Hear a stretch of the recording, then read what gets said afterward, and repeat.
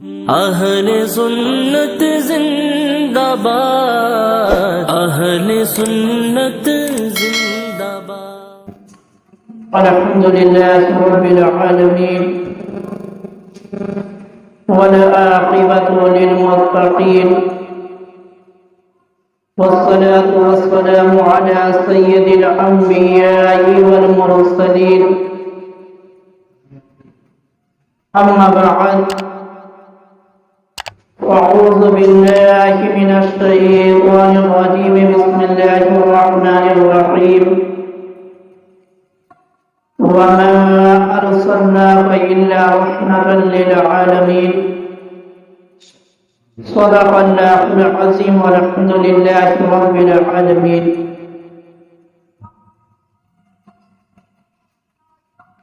منبر نور پر جلوہ بار علماء کرام، نوجوان ساتھیوں اور بزرگوں، پردے میں بیٹھ کر سننے والی میری ماں اور بہنیں، السلام علیکم ورحمۃ اللہ تعالی وبرکاتہ۔ آئیے سب سے پہلے خاتم النبیین، خاتم المعصومین، رحمۃ للعالمین، محمد رسول اللہ صلی اللہ تعالی علیہ وآلہ وسلم کی بارگاہ میں درود شریف کا نذرانہ عقیدت پیش کریں، پڑھیں باواز بلند۔ اللہم صلی علی سیدنا سیدنا مولانا محمد وبارک وسلم، السلام علیکم یا رسول اللہ صلی اللہ تعالی علیہ وآلہ وسلم۔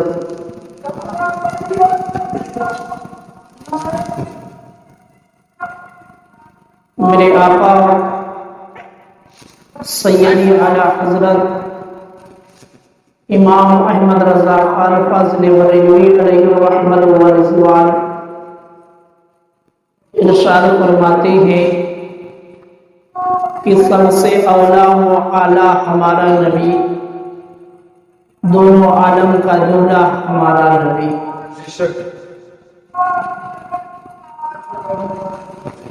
یہ مبارک مہینہ ماہ ربیع النور کا مہینہ ہے، اور اسی مہینے میں 12 تاریخ کو ہم سب کے آقا سرکار دو عالم صلی اللہ تعالی علیہ وآلہ وسلم کی آمد ہوئی ہے۔ اللہ تعالیٰ کا فضل و کرم دیکھو کہ اس نے ہم اور آپ کو رسول ایسا عطا فرمایا کہ جو رسول اعظم ہے، جو سید الانبیاء ہے، جو نبی الانبیاء ہے، یعنی میرے آقا سرکار دو عالم صلی اللہ تعالی علیہ وآلہ وسلم کی ذات مبارکہ تمام انبیاء کرام میں سب سے نرالی ہے، تمام انبیاء کرام میں سب سے نرالی ہے۔ ایسا محبوب اللہ تعالیٰ نے ہم اور آپ کو عطا فرمایا کہ جس نے روئے زمین پر تشریف لاتے ہی ہم گناہ گاروں کو یاد کیا ہے، ہم گناہ گاروں کو یاد کیا ہے۔ تو اب ایسے رسول کی آمد پر اگر ہم اس کو یاد نہ کریں، اگر ہم اس کا چرچا نہ کریں، اگر ہم اس کی یاد نہ منائیں، اگر ہم اس کی یاد سے غافل لگے، اس کی سیرت کو نہ پڑھیں، اس کی سیرت کو نہ سنیں، تو یہ ہم اور آپ کی بہت ہی کم نصیبی ہے۔ ہم اپنے مقدر پر جتنا بھی روئیں یہ کم ہے، کیونکہ ہم نے ایسی شخصیت کو پایا، ایسے رسول کو پایا، مگر اس کی قدر نہیں جانی، ہم نے قدر نہیں کیا کہ جو رسول روئے زمین پر تشریف لاتے ہی ہم اور آپ کو یاد کرتا ہے، اور جب قبر میں جاتا ہے وہی رسول تب بھی اپنی امت کو یاد کرتا ہے۔ اور یہاں تک کہ میرے آقا سرکار دو عالم صلی اللہ تعالی علیہ وآلہ وسلم اپنی امت کے لیے رات رات بھر روتے رہے. میرے آقا اپنی امت کے لیے رات رات بھر روتے رہے، مگر آج اسی رسول کا کلمہ پڑھنے والا اپنے رسول کو ایک مرتبہ بھی نہیں یاد کرتا. اسی رسول کا فرمان لوگ اپنے کانوں سے سنتے ہیں کہ میرے آقا نے فرمایا ہے کہ میری آنکھوں کی ٹھنڈک نماز ہے، مگر پھر بھی مسلمان نماز سے غافل نظر آتا. میرے مسلمان بھائیوں، جس رب نے ہم کو رزق دیا، جس رب نے ہم کو اتنی قیمتی نعمتیں عطا فرمائی، اور جس رب نے سب سے بڑی نعمت عطا فرمائی، اسی رب کا یہ فرمان ہے کہ تم نماز پڑھو، میں تمہاری ساری مصیبتوں کو دور کر دوں گا. یعنی میرے رب نے یہ ہم اور آپ سے وعدہ کیا ہے کہ تم مسجدوں میں جاؤ، میری عبادت کرو، میرا ذکر کرو، میری تسبیح بیان کرو، تمہاری مصیبتیں جو ہے دھیرے دھیرے سب ختم ہو جائے گی. مگر آج مسلمان روتا کس بات پر ہے؟ روتا اس بات پر ہے کہ آج مسلمانوں پر ہر جگہ ظلم ہو رہا ہے. ہر جگہ مسلمانوں پر ظلم ہو رہا ہے. کس لیے ظلم ہو رہا ہے؟ کیونکہ ہم مذہب اسلام کو مانتے ہیں.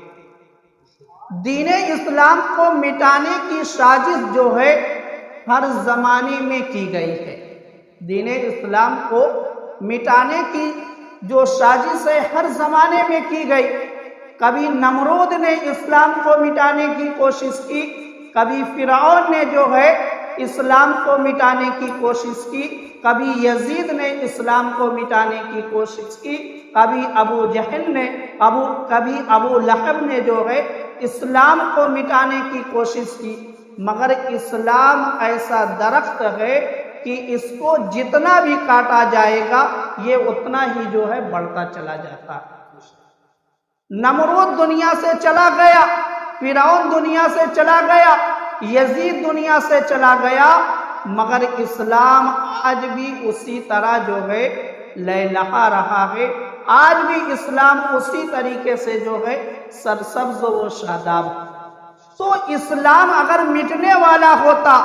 اگر اسلام مٹنے والا دین ہوتا تو کربلا کی سرزمین پر اسلام ختم ہو جاتا. اگر اسلام مٹنے والا دین ہوتا تو کربلا کی سرزمین پر جو ہے اسلام ختم ہو جاتا. مگر اسلام مٹنے والا دین نہیں ہے، ہمیشہ اسلام آگے بڑھنے والا ہے. ہاں، اسلام کے ماننے والوں پر مصیبتیں آتی رہی ہیں. تاریخ کے اندر یہ چیز ملتی ہے کہ جو بھی اسلام کو مانتا ہے، جو بھی پیارے آقا سرکار دو عالم صلی اللہ تعالی علیہ وآلہ وسلم سے محبت کرتا ہے، جو کلمہ ان کا پڑھتا ہے، اس کے اوپر مصیبتیں ہر زمانے میں آئی.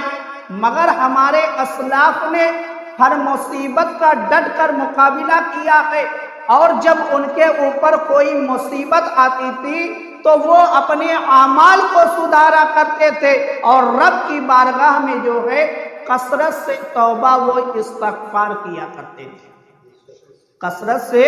توبہ و استغفار کیا کرتے تھے. مگر آج کا مسلمان کیا کرتا ہے؟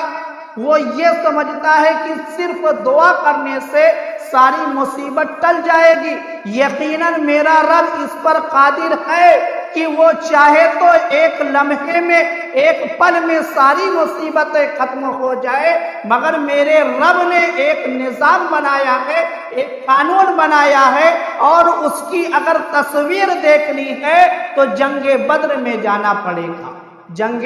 بدر میں جانا پڑے گا. دیکھو جنگ بدر کے اندر میرے آقا سرکار دو عالم صلی اللہ تعالی علیہ وآلہ وسلم نے پہلے اپنے غلاموں کو میدان میں اتارا ہے. اپنے غلاموں کو پہلے میدان میں صف بنا کر کھڑا کیا، پھر اس کے بعد جو ہے میرے آقا نے اپنے ہاتھوں کو اٹھایا ہے۔ اگر میرے آقا دعا کر دیتے تو میرے آقا کی دعا سے جو ہے کفار مکہ سب کے سب ختم ہو جاتے، مگر میرے آقا نے ایک نظام دے دیا، ایک قانون دے دیا کہ پہلے تم میدان میں اترو، پھر اس کے بعد رب کی بارگاہ میں دعا کرو، پھر دیکھو اللہ تعالیٰ تمہاری مدد جو ہے کیسے فرماتا۔ یہی نظام، یہی قانون میرے آقا نے دیا، مگر ہم نے میدان میں اترنا چھوڑ دیا، صرف دعا کو لے لیا۔ میدان میں اترنا ہم اور آپ نے چھوڑ دیا، صرف دعا کو لے لیا۔ نہیں میرے مسلمان بھائیوں، ہم اور آپ کو میدان میں اترنا ہوگا، عمل کے میدان میں بھی اترنا ہوگا اور جہاد کے میدان میں بھی اترنا ہوگا۔ جب ہم اپنے اعمال کو سدھاریں گے، توبہ و استغفار کریں گے، تو یقیناً جو ہے ہمارا رب ہم سے راضی ہوگا۔ پھر اس کے بعد جب ہم دعا کریں گے تو ہماری دعا کو یقیناً جو ہے رب تعالیٰ قبول فرمائے گا۔ مگر شرط یہ ہے کہ پہلے ہم اپنے اعمال کو سدھاریں، اپنے اندر جو کمیاں پیدا ہو چکی ہے، جو ہم اللہ اور اس کے رسول سے غافل ہو چکے ہیں، ہم اس کی طرف جائیں، نماز کی پابندی کریں اور اپنے آقا سرکار دو عالم صلی اللہ تعالی علیہ وآلہ وسلم کے فرمان پر عمل کریں۔ اب دیکھو میرے مسلمان بھائیوں، یہ مبارک مہینہ جو ہے ماہ ربیع النور کا مہینہ ہے، اور جب تک میرے آقا روئے زمین پر تشریف نہیں لائے تھے، اس سے پہلے یعنی تشریف آوری سے پہلے، آمد سے پہلے جو ہے دنیا کا جو نظام تھا وہ بالکل درہم برہم ہو چکا تھا۔ یعنی انسان تو اس وقت بھی پائے جاتے تھے، انسان بھی اس وقت پائے جاتے تھے، مگر ان کے اندر انسانیت جو ہے وہ بالکل ختم ہو چکی تھی۔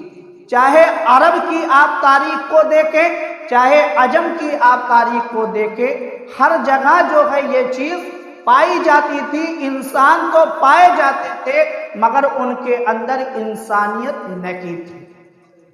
ان کے اندر انسانیت نہیں تھی۔ کہیں پر مظلوموں پر ظلم کیا جا رہا تھا، غریبوں پر ظلم کیا جا رہا تھا، یتیموں کو ستایا جا رہا تھا، بچیوں کو زندہ دفن کیا جا رہا تھا، بیویوں کو ستایا جا رہا تھا، عورتوں کے ناک، ہاتھ، آنکھ، کان بات بات پر کاٹے جا رہے تھے۔ یہاں تک کہ لوگ اتنا ظلم کر رہے تھے، اتنا ظلم کر رہے تھے کہ جو ذرا سا بھی کمزور ہوتا تھا اس کی تمام جائیداد پر لوگ قبضہ کر لیا کرتے تھے۔ ہر طرف سے غریبوں کو، یتیموں کو، مسکینوں کو ستایا جا رہا تھا، اور صرف یہی تک نہیں، عورتوں پر تو اتنا ظلم ہو رہا تھا، اتنا ظلم ہو رہا تھا کہ جب کسی عورت کا شوہر جو ہے انتقال کر جاتا تھا تو اب اس عورت کے لیے صرف دو ہی آپشن بچتے تھے۔ اگر وہ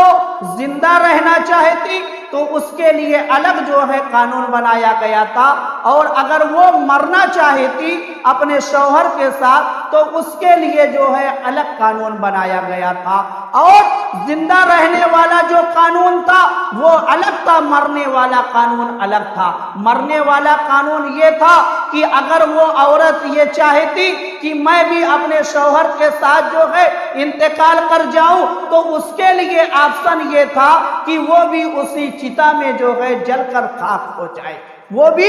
اسی آگ میں جل کر راکھ ہو جائے۔ اور اگر وہ زندہ رہنا چاہتی تو دیکھو عورتوں پر کتنا ظلم ہو رہا تھا کہ اگر وہ عورت جس کا شوہر انتقال کر چکا ہے، وہ عورت اگر زندہ رہنا چاہتی تو اس کو ایک کال کوٹھری کے اندر جو ہے بند کر دیا جاتا، اور اسی میں جو ہے ایک چھوٹا سا مقام بنا دیا جاتا، راستہ بنا دیا جاتا جس میں سے کھانا اور پانی صرف دیا جاتا تھا، اور اسی کوٹھری کے اندر اس کو جو ہے 1 سال پورا رہنا پڑتا تھا۔ اب 1 سال کی مدت جب گزر جاتی تو وہی عورت اگر وہ زندہ نکلتی اس کوٹری سے تو اس کے آنچل میں جو ہے اونٹوں کی میگنیاں ڈال دی جاتی اور اس کو جو ہے گدھے پر بٹھا کر اس کے چہرے پر کالک لگا کر پھر پورے گاؤں جو ہے اس کو گھمایا جاتا۔ گویا لوگوں کو یہ ذہن دینے کی کوشش کی جاتی تھی کہ یہ عورت منحوس ہے، اس کی منحوسیت کی وجہ سے اس کے شوہر کا انتقال ہو گیا۔ یہ لوگوں کو سبق دیا جا رہا تھا، درس دیا جا رہا تھا، اور اس عورت کو جو ہے یہ حکم ہوتا تھا کہ وہ لیڑیاں جو میگنیاں ہیں اونٹوں کی اس کو گراتی جائے، تو لوگ دیکھ کر جو ہے یہ اندازہ لگا لیتے تھے کہ ادھر سے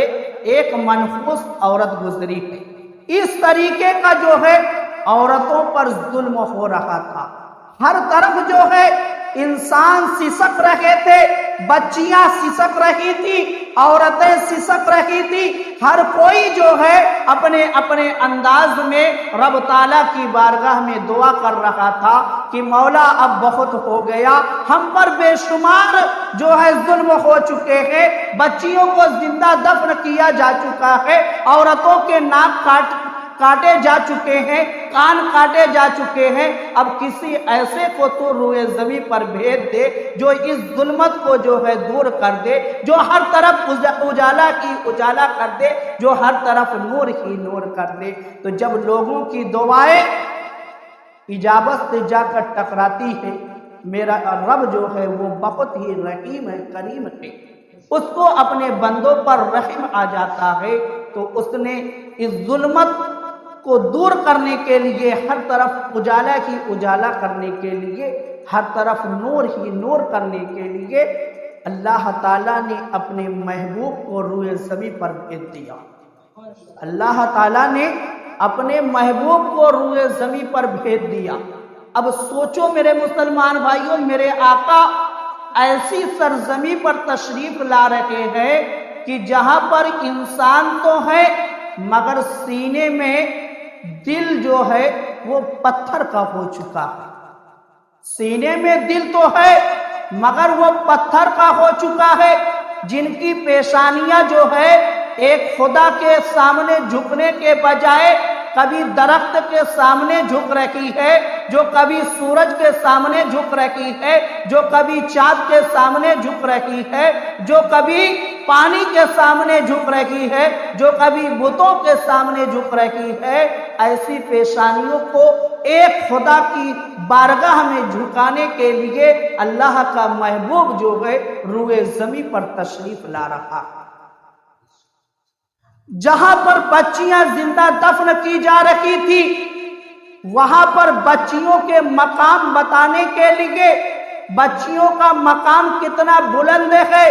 میرے آقا تشریف لا رہے ہیں، اور میرے آقا نے ایسے وقت میں یہ اعلان کیا تھا کہ جہاں پر لوگ بچیوں کو پیدائش کے وقت ہی یعنی پیدائش کے بعد ہی زندہ دفن کر دیا کرتے تھے، ایسے وقت میں میرے آقا نے اعلان کیا تھا کہ فاطمہ جو ہے میرے جگر کا ٹکڑا۔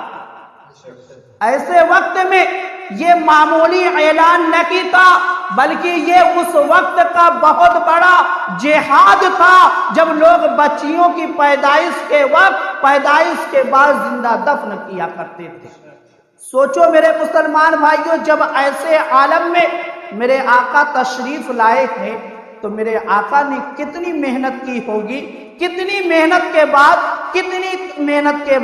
کتنی تبلیغ کے بعد جو ہے میرے آقا نے اسلام کو آگے بڑھایا ہوگا۔ سوچو میرے مسلمان بھائیوں، آج چند آدمیوں کو تبلیغ کر کے مسجد میں لانا ہوتا ہے، کتنی پریشانیوں کا سامنا کرنا پڑتا ہے۔ میرے آقا نے تو ایسے زمانے میں تبلیغ کی تھی، میرے آقا نے ایسے زمانے میں ایک خدا کا اعلان کیا تھا کہ جہاں پر لوگوں کے تصور میں بھی دور دور تک ایک خدا کا جو ہے خیال نہیں تھا۔ میرے مسلمان بھائیوں، جب میرے آقا سرکار دو عالم صلی اللہ تعالی علیہ وآلہ وسلم نے اپنی نبوت کا اعلان کیا ہے اور میرے آقا نے یہ فرمایا کہ خدا ایک ہے، خدا ایک ہے اور میں اس کا رسول بن کر تشریف لایا ہوں، تو لوگوں نے دلیل مانگی تھی کہ تمہارے پاس دلیل کیا ہے، تمہارے پاس برہان کیا ہے؟ تو میرے آقا نے یہ نہیں فرمایا تھا کہ دیکھو میں قرآن لے کر آیا ہوں، دیکھو میں یہ نماز لے کر آیا ہوں، نہیں میرے مسلمان بھائیوں سنو، میرے آقا نے جواب کیا دیا تھا جب کفار مکہ نے یہ سوال کیا تھا کہ اے محمد صلی اللہ تعالی علیہ وآلہ وسلم، تم نے نبوت کا اعلان کیا ہے، تم نبی ہونے کا دعویٰ کرتے ہو اور تمہارا یہ کہنا ہے کہ خدا ایک ہے اور صرف اسی کی عبادت کی جائے، تو تمہارے پاس اس کے لیے دلیل کیا ہے، برہان کیا ہے؟ تو میرے آقا نے جواب دیا تھا کہ میری 40 سالہ زندگی جو ہے، جو میرا ہر پل تمہارے سامنے گزرا ہے، وہی دلیل ہے۔ میرے آقا نے اپنی سیرت کو دلیل پیش کیا، کیونکہ میرے آقا کی سیرت مبارکہ جو ہے اتنی نرالی ہے، اتنی انوکھی ہے کہ جس پر کوئی انگلی رکھ ہی نہیں سکتا،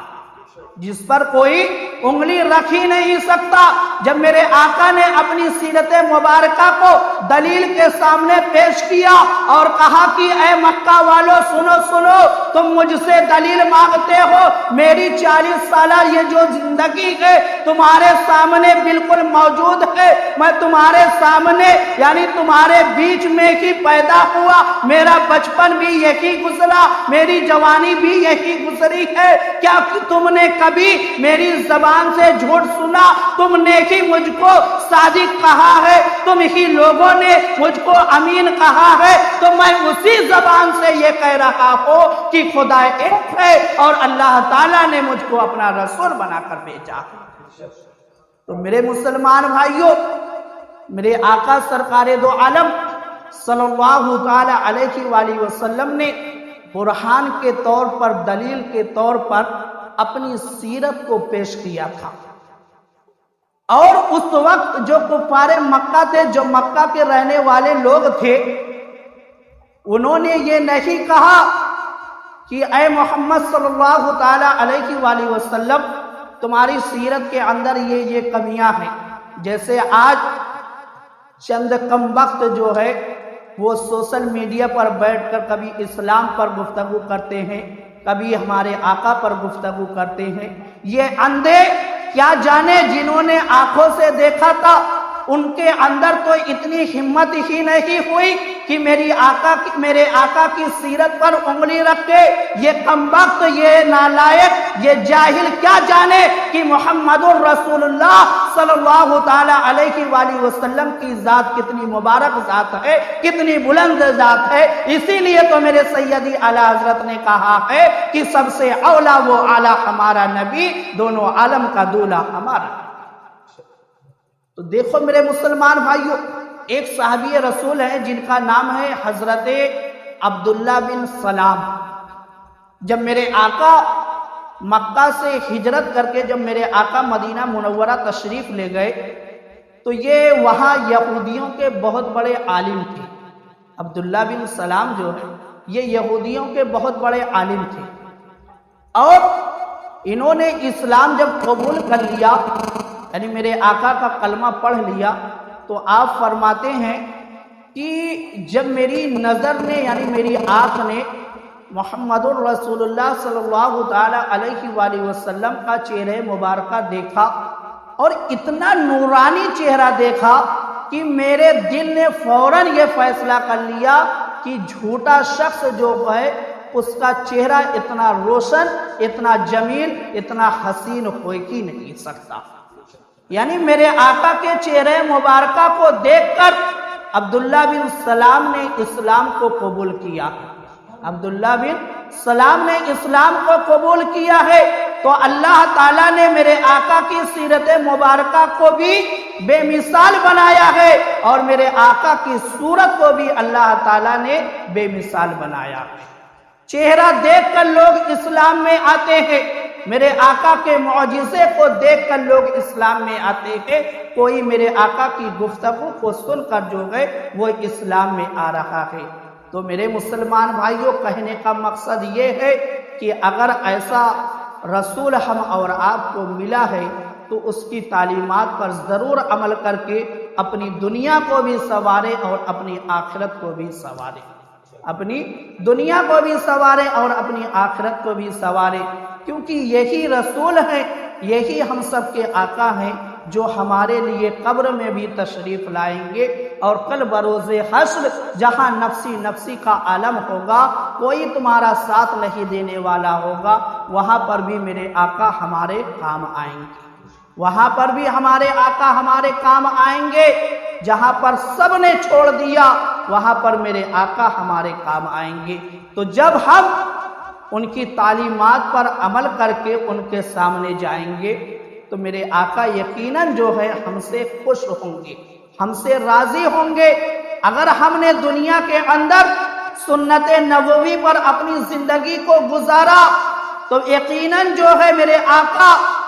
خوش ہوں گے، ہم سے راضی ہوں گے۔ جب قبر میں تشریف لائیں گے تب بھی میرے آقا راضی رہیں گے، اور جب کل حشر میں جہاں پر سب ہمارا ساتھ چھوڑ دے گا وہاں پر بھی میرے آقا جو ہے ہم سے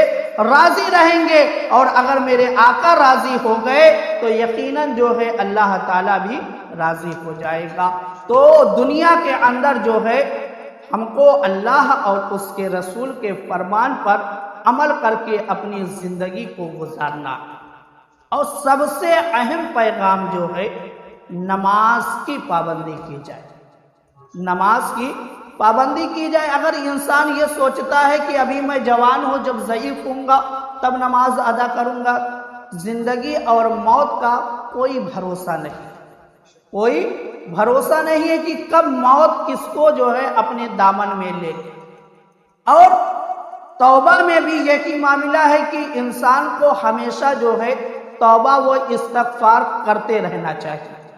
کیونکہ موت کا کوئی بھروسہ نہیں کب موت اپنے دامن میں ہم اور آپ کو لے لے۔ اس لیے جو زندگی کے چند ایام ملے اس کو اللہ اور اس کے رسول کے فرمان پر جو ہے عمل کرتے ہوئے گزار دینا چاہیے۔ یہ دنیا کی زندگی تو چند دن کی ہے، آخرت کی زندگی جو ہے وہ ہمیشہ کے لیے، وہاں جنت کے اندر موت نہیں ہے۔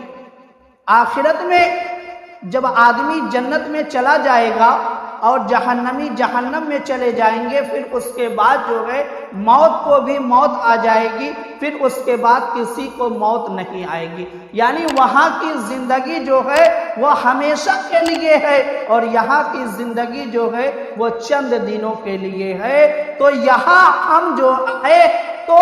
تیاری کرنے کے لیے آئے ہیں، ہم یہاں جو آئے تیاری کرنے کے لیے آئے ہیں، اور ہم کو یہاں پر جو ہے زیادہ سے زیادہ تیاری کر کے آخرت کا سفر کرنا ہے۔ ہم یہاں مسافر ہیں، ایک دن ہم کو جو ہے آگے بڑھنا ہے،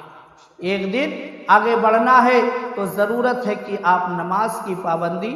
ضرور کریں، اور اللہ اور اس کے رسول کے فرمان پر جو ہے عمل کرنے کی کوشش کریں، سچی توبہ کرتے رہیں، اور توبہ و استغفار جو ہے دن بھر میں ضرور صدق دل سے جو ہے کرتے رہیں، تاکہ جب دنیا سے جائیں تو گناہوں سے پاک و صاف ہو کر جائیں۔ میرے آقا سرکار دو عالم صلی اللہ تعالی علیہ وآلہ وسلم کا فرمان عالی شان ہے، میرے آقا نے فرمایا کہ میں دن بھر میں 70 مرتبہ جو ہے استغفار کرتا ہوں۔ تو میرے آقا نے یہ جو کثرت بتائی ہے یہ ہم اور آپ کے لیے جو ہے نصیحت سبق حاصل کرنے کے لیے، کہ جب میں معصوم ہو کر، بے گناہ ہو کر، بے خطا ہو کر میں اتنی کثرت سے جو ہے استغفار کرتا ہوں، ہم اور آپ تو صبح سے لے کر شام تک گناہ پر گناہ کرتے ہیں، تو ہم اور آپ کو توبہ و استغفار کی کتنی ضرورت ہے، کتنی ضرورت ہے۔ تو اس لیے اس کے دامن کو بھی مضبوطی سے تھامیں، اور یہ مہینہ تو سرکار کی آمد کا مہینہ ہی ہے، اس مہینے میں جو ہے کچھ الگ کرنے کی کوشش کرنی چاہیے، کچھ الگ کرنے کی کوشش کرنی چاہیے۔ الگ کرنے کا مطلب کیا؟ کہ اس مہینے میں اپنے گھروں کے اندر ایک ایسا ماحول بنایا جائے کہ اپنے